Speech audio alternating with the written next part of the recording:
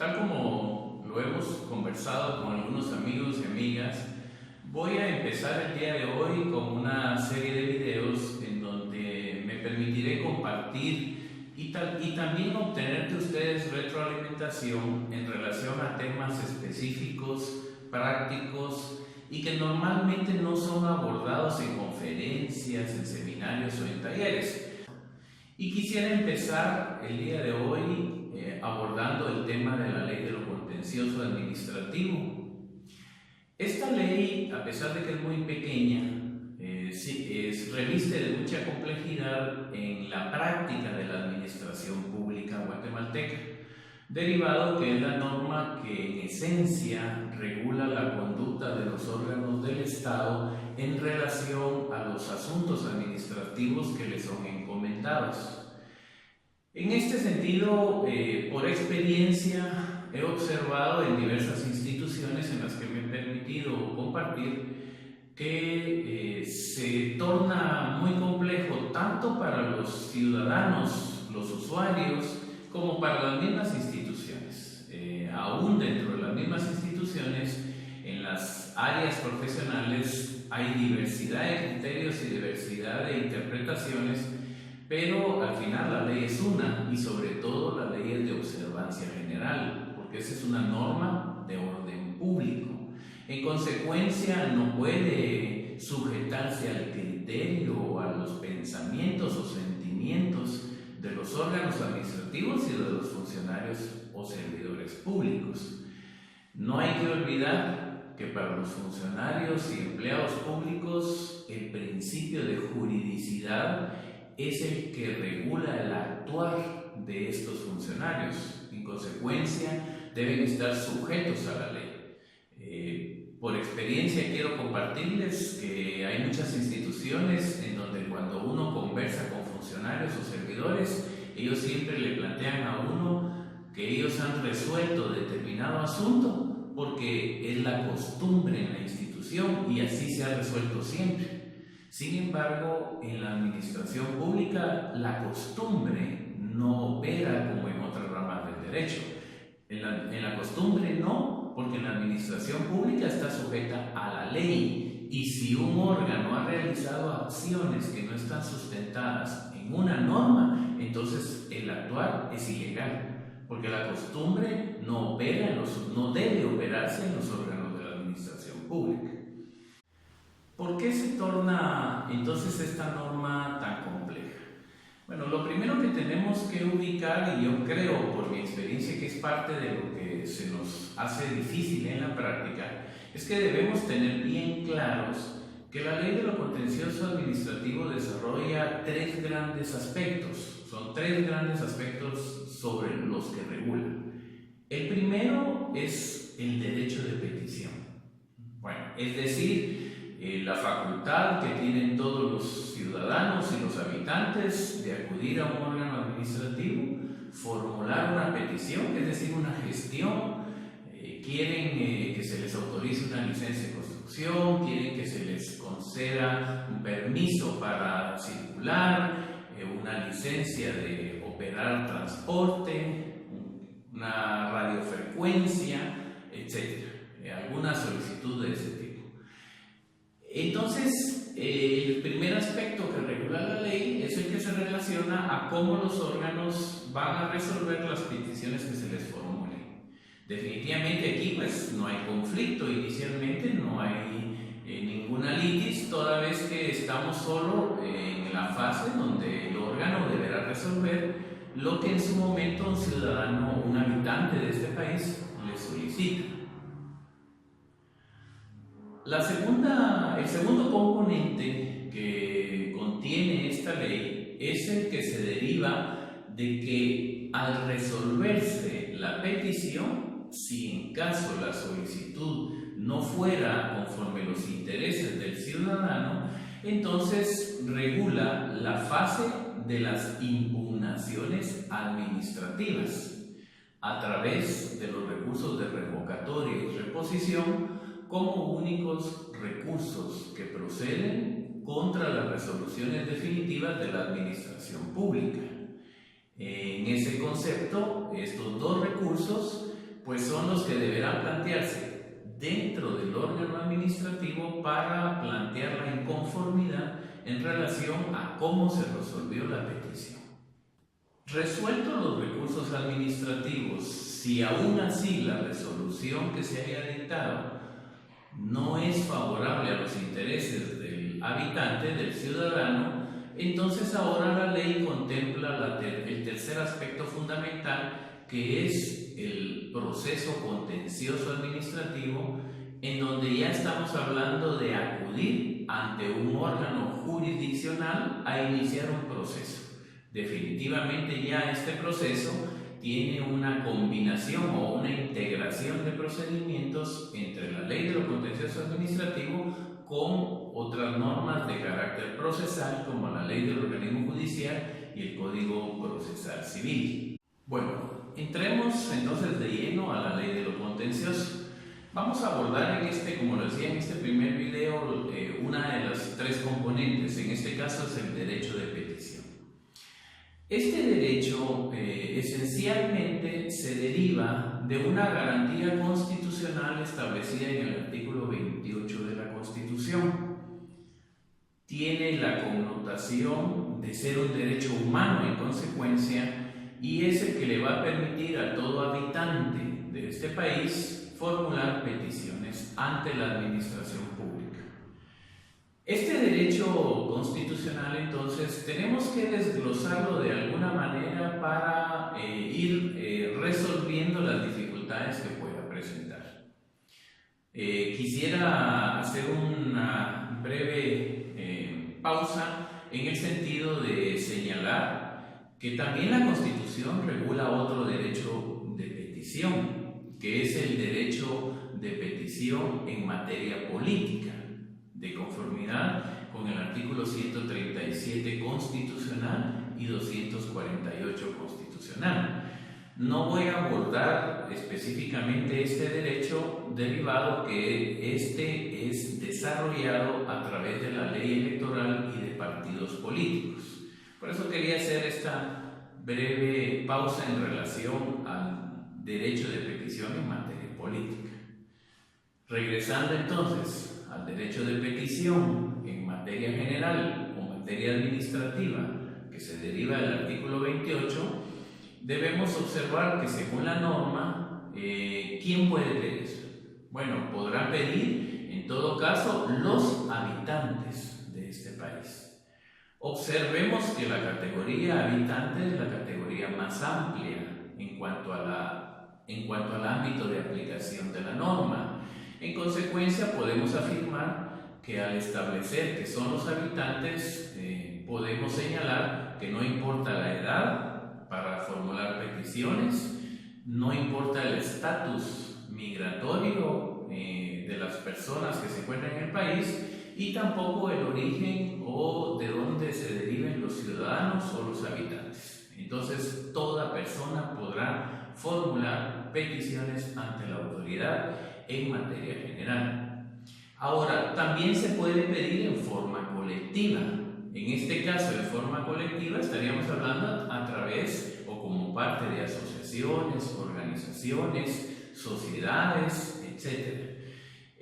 Solo haciendo la salvedad que, de conformidad con el artículo 248 constitucional, hay ciertos habitantes del Estado de Guatemala que, aún teniendo la calidad de ciudadanos, no pueden formular peticiones en materia colectiva, en forma colectiva. En este caso son los miembros del Ejército de Guatemala. Bueno, habiendo establecido esta parte, reiteramos entonces que estamos hablando del derecho de petición en materia general o en materia administrativa. Esencialmente podemos afirmar que el derecho de petición constitucional se desarrolla a través de la ley de lo contencioso administrativo, es básicamente entre los artículos del 1 al 6. Ahí está desarrollado todo lo que sea atinente al derecho de petición. Tal vez por eso es tan complejo, porque en 6 artículos regulan todo lo que un órgano administrativo debe hacer. Para lo cual, la aplicación o el conocimiento del derecho administrativo pues va a ser fundamental por lo restringido de las normas. O me refiero a restringido en cuanto a los pocos artículos, no en cuanto a las restricciones de formalidades. Ahora, en el caso del artículo 1, ya entrando en materia, establecemos que toda institución debe mantener un listado de los requisitos que se necesitan para que los ciudadanos o habitantes puedan acercarse y formular peticiones. Entonces, ya el interesado, teniendo conocimiento de los requisitos que se solicitan, pues se acercará a la institución y formulará su petición. En este aspecto es importante señalar que las instituciones no pueden negarse a recibir peticiones. Es decir, no hay razón por la que una institución no acepte una petición si en caso es el órgano competente para conocer del asunto que se les ponga de conocimiento o en su atención. En este caso diríamos que la única excepción por la cual un órgano sería admisible rechazar una petición es que el órgano no sea el competente para ese asunto. De lo contrario, tienen que aceptar, no pueden rechazar peticiones. Y si en caso lo hicieran, en aplicación del artículo 10, literal F, de la Ley de Amparo y de Constitucionalidad, pues nosotros podemos plantear un amparo para obligar al órgano a que reciba nuestra petición. Tal vez no que nos otorgue lo que queremos, pero sí a que reciban nuestra petición. Adicionalmente a esta condición, es importante señalar que admitido el expediente para su trámite, el órgano administrativo debe indicarnos cuáles son los pasos que considera necesarios que se van a desarrollar para la formación del expediente correspondiente. Y ahí nos deberá indicar cuál es el último paso y en consecuencia en quién es el órgano que en definitiva resolverá la petición. Esto es muy importante que se señale por el órgano administrativo, toda vez que al determinar entonces cuál es el último paso para realizar la formación del expediente, diríamos que cuando el expediente ingrese con la última autoridad, entonces el expediente se encuentra en estado de resolver. Ahora, resulta muy importante establecer cuándo el expediente se encuentra en estado de resolver, derivado que la Constitución señala un plazo de 30 días en el artículo 28, dentro del cual debe estar resueltas y notificadas las peticiones. Sin embargo, la Constitución no establece cómo se puede contabilizar con exactitud este periodo de tiempo. Para el efecto, la Ley de lo Contencioso Administrativo pues establece que los 30 días serán a partir de que el expediente esté en estado de resolver. Es decir, cuando ya ingresó con el último órgano, que es el que al final va a dictar la resolución final. Esto ya ha sido reforzado por la Corte de Constitucionalidad y ha sentado doctrina sobre lo mismo en relación a que los 30 días es específicamente desde que el expediente está en estado de resolver. En consecuencia, podría ser que un trámite administrativo llevara mucho más tiempo desde la petición, la formación del expediente, hasta llegar al momento del estado de resolver. Pero la Corte ha señalado de constitucionalidad que esto es posible derivado a la complejidad que se puede presentar en muchos trámites administrativos y que en consecuencia esto es factible.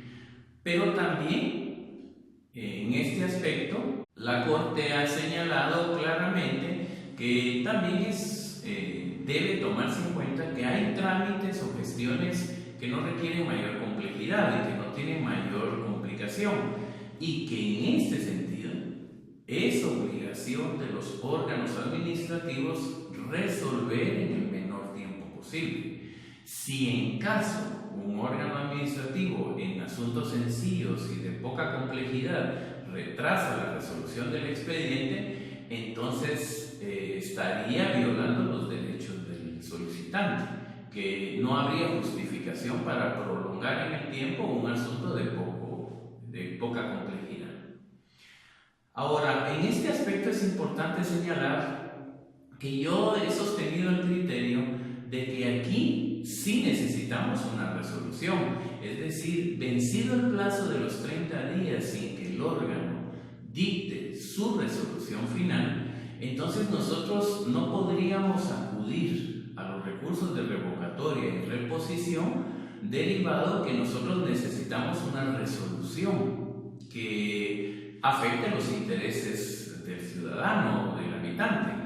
Y el silencio en este caso no nos permitiría acudir a la vía de las impugnaciones, salvo aquellos casos en donde la ley es clara, en muy pocos casos, y la ley claramente señala que debemos darle una interpretación a este silencio. Ahí es diferente, porque si la ley claramente señala que debemos darle una interpretación al silencio negativa, como sucede con la ley del IVA en relación a la devolución del crédito fiscal, entonces ahí es diferente, porque la ley nos dice que entendamos el silencio como resolución negativa. En consecuencia, ahí sí, porque ya tenemos sobre qué plantear la impugnación. Ahora, si por caso contrario la ley no nos da una interpretación del silencio, necesitamos esa resolución, por lo cual, vencido el plazo del Estado para resolver, si el órgano no resuelve, entonces nosotros podemos tomar varias actitudes. Una, consentir el silencio, no hacer nada, o dos, obligar al órgano a que emita una resolución, y la forma de obligarlo es a través del amparo, de conformidad con el artículo 10, literal F de la ley de amparo. Esa sería la forma de proceder. Ahora, si damos el caso que el órgano administrativo pues ha continuado con la formación del expediente de forma normal, no olvidemos que el órgano administrativo está obligado a actuar conforme ciertos principios. Estos principios son el de impulso de oficio, sencillez, celeridad, gratuidad, antiformalismo y el derecho de defensa. Aquí el derecho de defensa es fundamental, y el derecho de defensa que se debe garantizar a través de que el órgano demuestre que notificó las actuaciones, y notificadas las actuaciones significa que el órgano concedió el derecho de defensa. Y muy importante en este caso, es muy importante también que la actuación de los órganos administrativos debe ser escrita, mientras que otras ramas del derecho tienen como principios o están innovando a través de establecer la oralidad. En el caso del derecho administrativo opera contrario. Aquí todo es escrito, y lo escrito es fundamental porque lo escrito va a servir para dejar constancia y un rastro de lo actuado. Además, que no olvidemos que las actuaciones de los órganos administrativos son fiscalizadas por otros órganos. En consecuencia, por eso se necesita la existencia de un expediente escrito, como el caso de la Contraloría de Cuentas, como el caso del Ministerio Público u otras instituciones, o inclusive atender solicitudes de información pública. Entonces, por esa razón se requiere el expediente escrito, ¿verdad? Bueno, yo quisiera agradecerles la atención a este primer acercamiento. Les quiero agradecer si pudieran hacerme sus observaciones. Quiero también su comprensión en el sentido que es mi primera experiencia ante las cámaras en cuanto a la grabación de un video de esta naturaleza, y entonces quisiera pedirles de favor sus aportes y sus contribuciones, y también si pudieran sugerirnos temáticas que les puedan interesar, con mucho gusto. Los espero la siguiente semana para la continuidad de este tema en relación a la fase de impugnaciones de conformidad con la ley de lo contencioso administrativo.